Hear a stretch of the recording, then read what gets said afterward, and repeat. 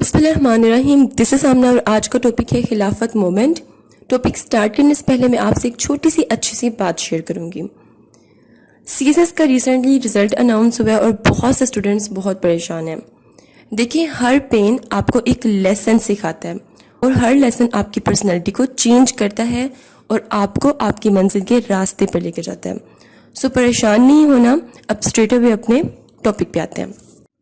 Today we will discuss about خلافت movement. خلافت movement کیا ہے، کیا اس کا ڈیوریشن تھا، ٹائم لائن اس کی کیا تھی.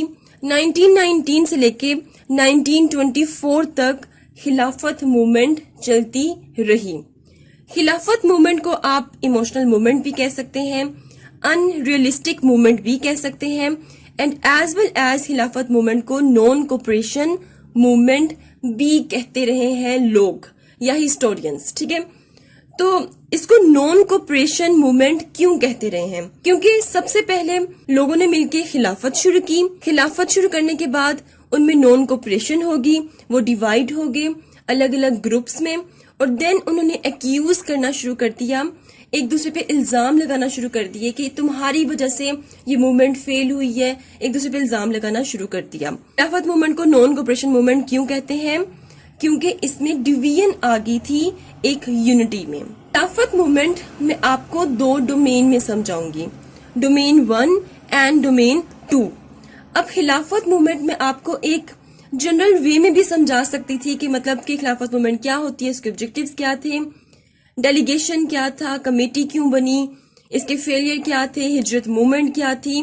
آپ کو میں اس طرح سے بھی پڑھا سکتی ہوں، لیکن میں چاہتی ہوں کہ آئیڈیولوجیکل فاؤنڈیشن کو ٹرو اسپرٹ میں یوتھ کو انڈرسٹینڈ کرنا چاہیے، تبھی آپ پاکستان افیئرز کے پیپر میں 70% مارکس لے سکتے ہیں.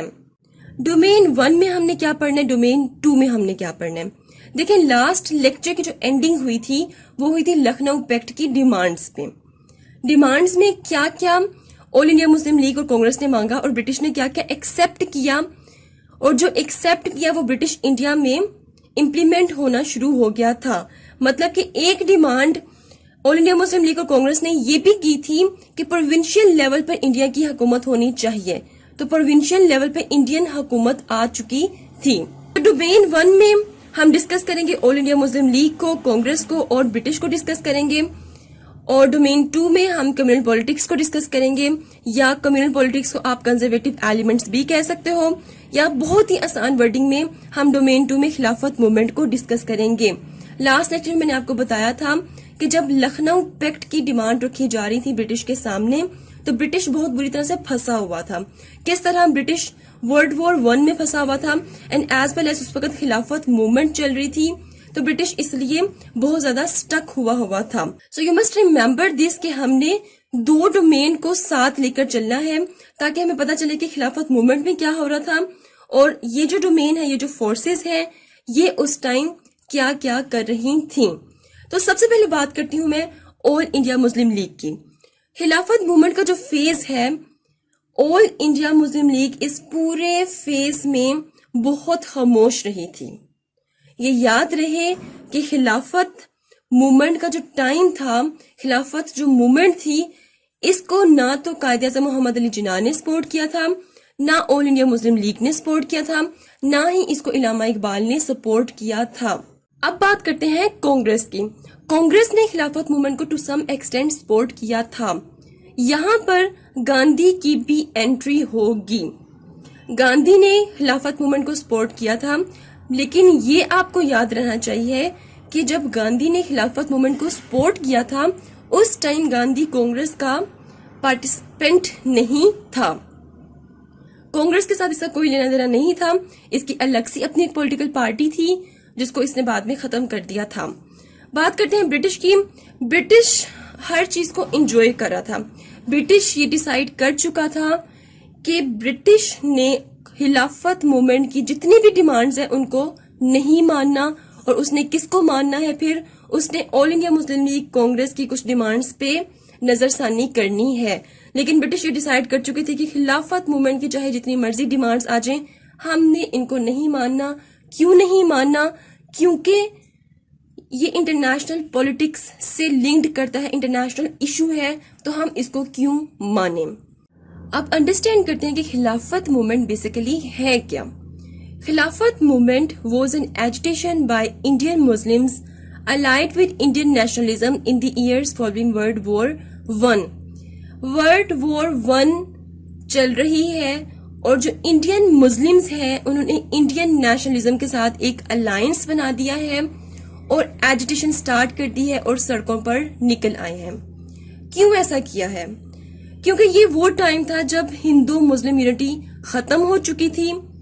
Turkish side lost, Britain capture the Ottoman empire. مسئلہ ہے اوٹومن ایمپائر کا. اوٹومن ایمپائر کی وجہ سے خلافت موومنٹ سٹارٹ ہوئی ہے. اوٹومن ایمپائر مینز سلطنت عثمانیہ کی بات ہو رہی ہے. تو اس وقت کا جو سلطنت عثمانیہ تھا, جو اوٹومن ایمپائر تھا, وہ اتنا بڑا تھا جتنا آج کا اگر آپ مڈل ایسٹ لے لیں تو آپ سمجھیں کہ مڈل ایسٹ کا ہاف تھا اوٹومن ایمپائر. دین ورلڈ وار ون سٹارٹ ہو گئی اور ورلڈ وار ون میں برٹش نے اوٹومن ایمپائر پر قبضہ کر لیا اور ترکش کو ڈیفیٹ ہوئی. خلیفہ آف ٹرکی واز ڈیتھرونڈ. ڈیتھرونڈ کا مطلب یہ نہیں ہوتا کہ وہ وفات پا گئے. ڈیتھرونڈ کا مطلب یہ ہوتا ہے کہ کسی منارچ کو, کسی کنگ کو, کسی سلطان کو, کسی خلیفہ کو اس کی پار سے ریموو کر دینا. تو جو ترکی کا جو خلیفہ تھا اس کو اس کی پار سے ہٹا دیا گیا تھا. مسلمز آف انڈیا ور گریو اسٹرائکن. اب انڈیا کے جو مسلمان تھے وہ بہت غمزدہ تھے. Muslim fear to become like Jews, اور مسلمانوں کو یہ ڈر تھا کہ کہیں ہمارے ساتھ جیوز کی طرح کا بیہیو نہ کیا جائے. دیکھیں مسئلہ ہوا ہے اوٹومن ایمپائر کا, لیکن آپ کو یہ پتا ہے کہ کہیں بھی کوئی بھی وار ہو اس کے امپیکٹس گلوبل ہوتے ہیں. آپ سمجھے کہ خلافت موومنٹ بھی ایک گلوبل امپیکٹ تھا وار کا.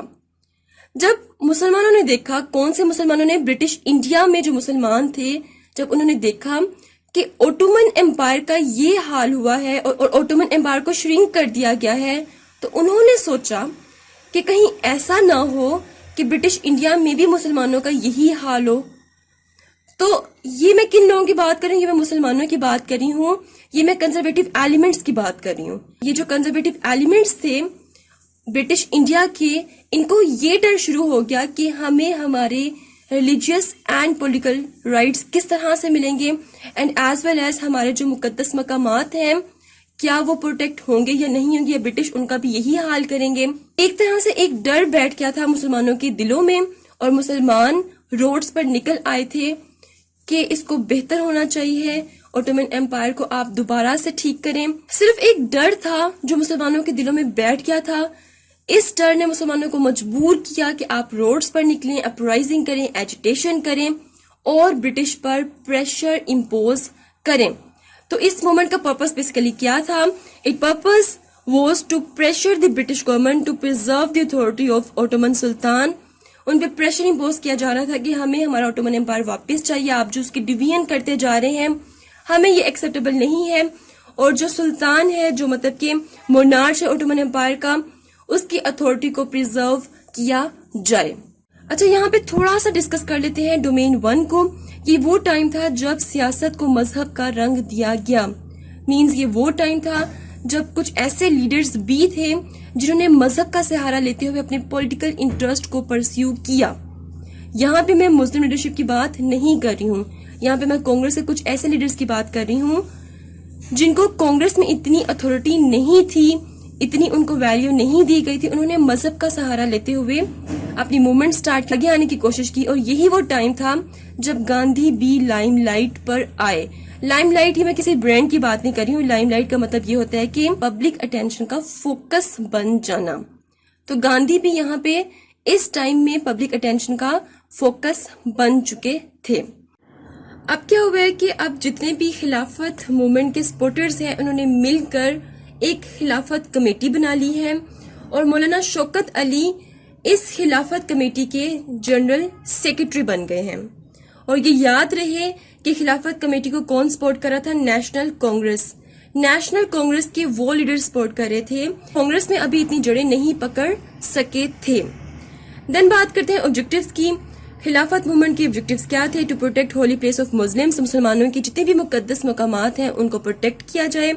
خلیفہ کو ڈیفینڈ کر رہے تھے وہ، اور اس کے ساتھ ساتھ اوٹومن امپائر کو پروٹیکٹ کرنے کا بھی ان کا پرپس تھا. اچھا، اب کمیٹی تو بن گئی ہے، آبجیکٹیوز بھی ہمیں پتہ چل گئے ہیں. اب انہوں نے ایک خلافت ڈے بھی منایا، اور اس کے علاوہ انہوں نے ایک ڈیلیگیشن اپنا بنایا. ڈیلیگیشن کیا ہوتا ہے کہ گروپ آف پیپل، ٹھیک ہے. اور سید سلمان ندوی اس ڈیلیگیشن کے ساتھ کہاں گئے؟ یورپ گئے. یورپ کے ڈیفرنٹ پارلیمنٹ میں گئے، ان کو کنونس کرنے کی کوشش کی کہ ہمارے یہ آبجیکٹیوز، ہماری یہ ڈیمانڈ آپ پوری کر دیں. یہاں پر یہ بات یاد رہے کہ اب جب سید سلمان ندوی گئے ہیں ڈیلیگیشن لے کے، یہ ایک بہت ہی اپرچونٹی ہے، ایک امپورٹنٹ اپرچونٹی ہے کانگریس کے ان لیڈرز کے لیے جنہوں نے ابھی کانگریس میں جڑیں نہیں پکڑی تھیں کہ وہ خود کو ریکگنائز کروا سکیں.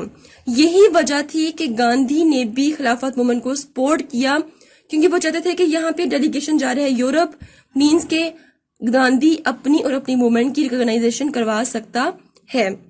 سید سلمان ندوی اب کون تھے؟ سید سلمان ندوی کی بہت ہی ویژنری لیڈرشپ تھی. انہوں نے اسلام اور برٹش انڈیا کے مسلمانوں کو بہت سی سروسز پرووائڈ کی تھی برٹش انڈیا میں. ناؤ فیلئر آف خلافت موومنٹ.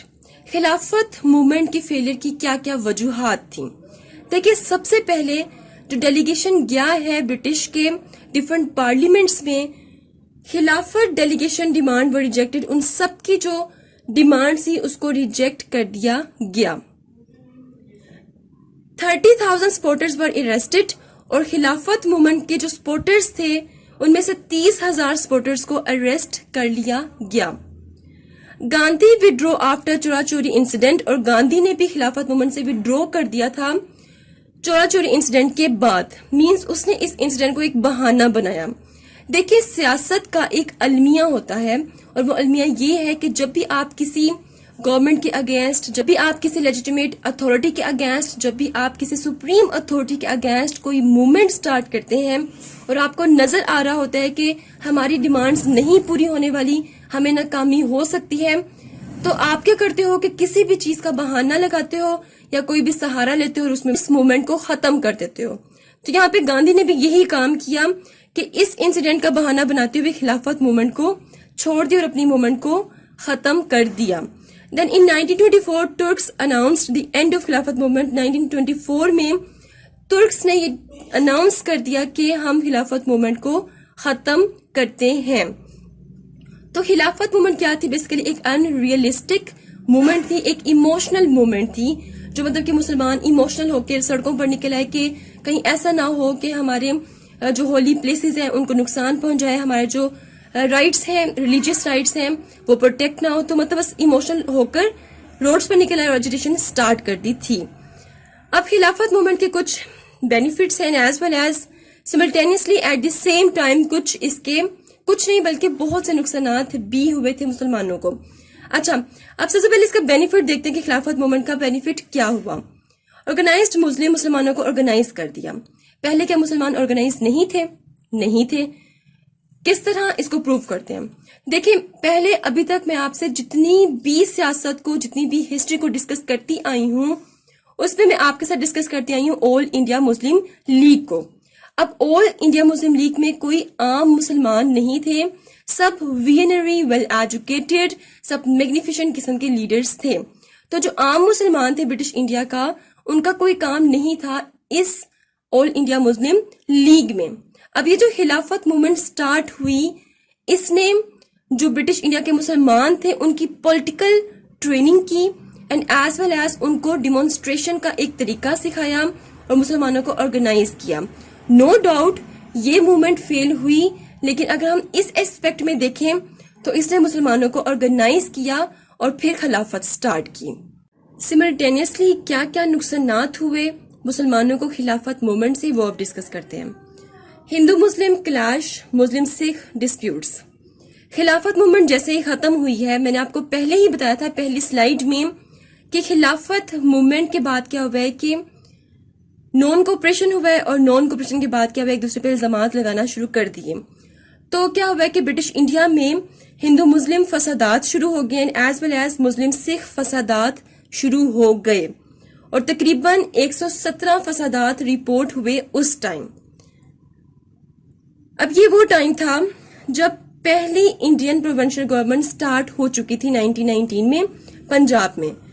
دیکھیں یہ ڈائیارکی کا ایک ٹائم پیریڈ تھا. ڈائیارکی کیا تھی؟ لکھنؤ پیکٹ میں یہ ڈیمانڈ برٹش نے مسلمانوں کی ایکسیپٹ کی تھی کہ پروونسز میں ڈائیارکی ہوگی. ڈائیارکی کیا ہوتا ہے کہ مطلب کہ گورنر کی حکومت بھی ہوگی اور ایز ویل ایز انڈین حکومت بھی ہوگی. تو اب یہ جو ٹائم تھا اس ٹائم پروونسز لیول پہ انڈین حکومت تھی. اور یہ یاد رہے کہ جو پہلی انڈین پروونشل گورنمنٹ بنی تھی وہ بنی تھی پنجاب میں. بہت زیادہ کلیش ہو رہے تھے، فسادات ہو رہے تھے، اور ان سب چیزوں کو برٹش بہت زیادہ انجوائے کر رہا تھا. برٹش کیوں انجوائے کر رہا تھا؟ ایون کہ کوہاٹ میں مسلم سکھ فسادات بہت ہائی لیول کے چل رہے تھے، اور کوہاٹ میں کوئی انڈین پروونشل گورنمنٹ بھی نہیں تھی.